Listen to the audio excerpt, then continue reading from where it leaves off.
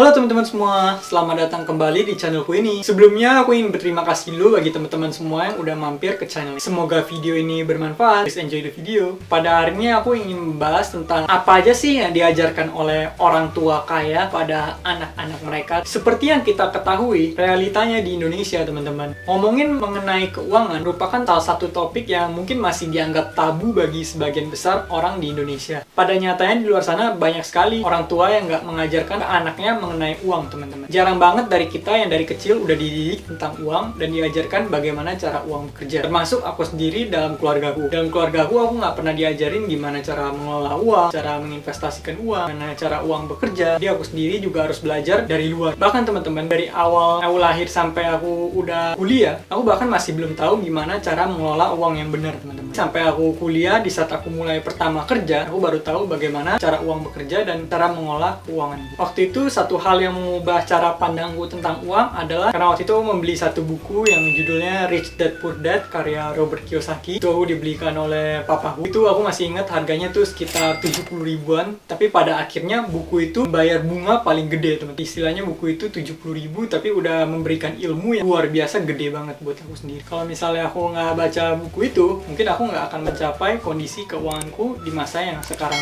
Nah, jadi kita kembali ke topik, apa aja sih yang diajarkan oleh orang tua kaya pada anak-anak mereka. Yang pertama yang diajarkan oleh orang tua kaya pada anak mereka bahwa uang itu penting teman-teman. Menurut aku pribadi, hal tersebut adalah hal yang tepat. Karena kalau misalnya kita udah beranggapan bahwa uang itu penting, maka kita akan lebih bijaksana dalam menggunakan uang tersebut. Kita juga bakal lebih bijaksana dalam mengelolanya. Namun kenyataannya, di luar sana masih banyak banget orang yang menganggap kalau uang itu jahat, ngomongin uang tabu, uang itu adalah akar dari segala kejahatan, uang itu bisa mengubah seseorang. Kalau menurut aku pribadi, sebenarnya uang itu nggak mengubah seseorang, tapi uang itu lebih ke arah mempertegas sifat asli seseorang, teman-teman. Kalau misalnya orangnya aslinya baik, kemudian ia berkesempatan untuk memiliki banyak uang, aku yakin dengan uang tersebut akan digunakan untuk hal yang baik juga, teman-teman. Gitu pula sebaliknya. Jadi uang itu hanya mempertegas sifat asli kita, tidak mengubah siapa kita. Aku juga pernah dengar ini dari salah satu toko investor dari luar negeri, teman-teman. Dia pernah berkata bahwa kalau misalnya kita cheat ke uang kita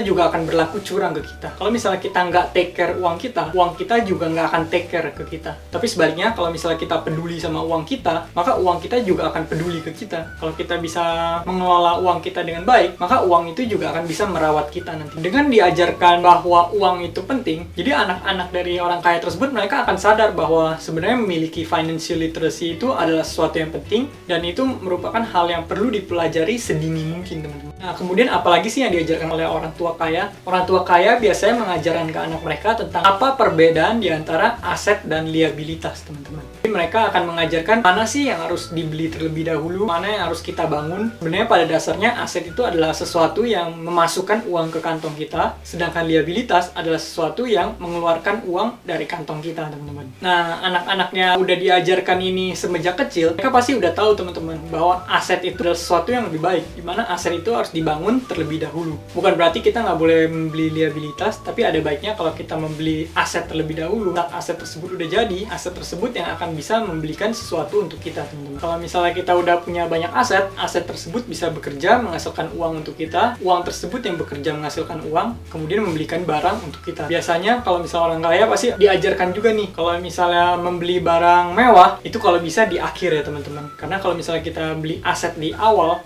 kemudian aset tersebut yang bisa kita gunakan untuk membeli barang mewah. Nah, aku pribadi juga menerapkan hal itu, teman-teman. Waktu itu aku pernah nih, aku pengen membeli komputer. Sebenarnya aku udah bisa beli nih komputer, penghasilanku udah cukup. Tapi aku tidak melakukan hal itu, teman-teman. Dimana aku menunda dulu. Aku waktu itu sempat menunda selama 2 atau 3 tahun. Padahal aku cukup butuh ya, teman-teman. Dan aku lumayan suka komputer, tapi aku tunda karena aku utamakan yang namanya investasi dulu. Kemudian investasi tersebut menghasilkan uang. Baru uang dari hasil investasinya aku gunakan untuk membeli komputer. Jadi secara tidak langsung aku membeli komputer tersebut dengan menggunakan passive income-ku. Nah, tapi teman-teman jangan telan mentah-mentah nasihat dari aku ini ya. Soalnya di luar sana seperti yang kita ketahui, ada juga loh orang yang membeli barang mewah. Misalnya mereka membeli mobil mewah seperti Ferrari atau Porsche. Tapi kemudian mobil tersebut digunakan untuk marketing, teman-teman. Dimana mereka menggunakan mobil tersebut buat marketing, malah akhirnya dalam beberapa bulan bisnisnya bisa menghasilkan uang yang cukup untuk balik modal, teman-teman. Jadi itu tergantung pintar-pintarnya kita aja. Bahkan dengan membeli barang mewah tersebut, mereka juga bisa menggunakannya untuk networking ya, teman-teman.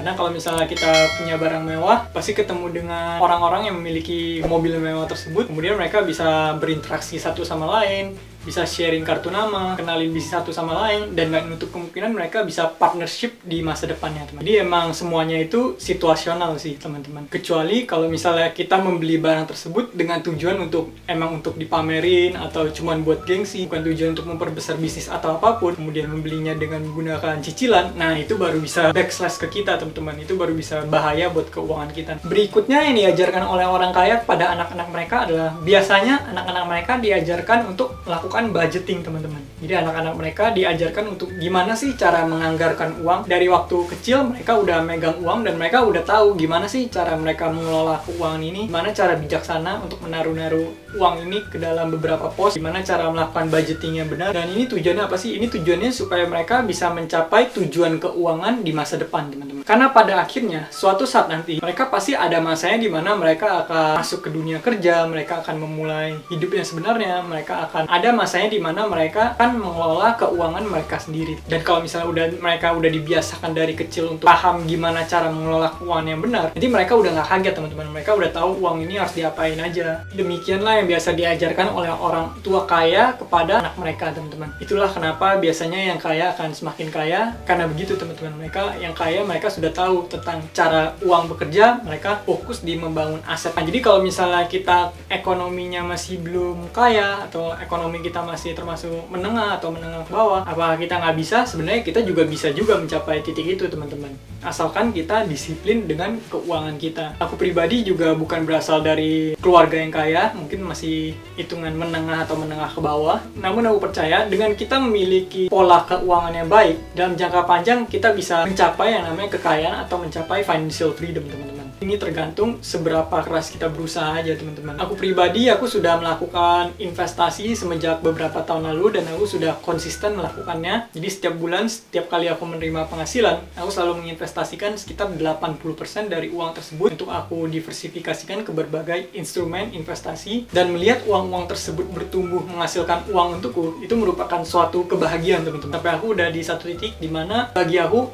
lebih senang melihat uangku bekerja menghasilkan uang ketimbang aku spend uang itu sendiri, teman-teman. Mungkin sampai sini dulu pembahasan video kita pada kali ini. Kalau misalnya teman-teman ada masukan atau misalnya teman-teman ada sesuatu yang nggak setuju nih, teman-teman juga boleh komen di bawah. Atau teman-teman mau bahas tentang apapun atau request video di masa depan, teman-teman boleh tulis di kolom komentar. Kemudian aku juga udah mencantumkan link sosial media aku di sini. Teman-teman bisa add, feel free to connect. Bagi teman-teman yang suka video ini bisa memberikan like. Bagi teman-teman yang nggak suka bisa kasih dislike. Kemudian teman-teman juga boleh nih share video ini ke teman-teman dari kalian supaya video ini bisa membantu lebih banyak orang lagi. Terima kasih semuanya. Sampai jumpa di video berikutnya.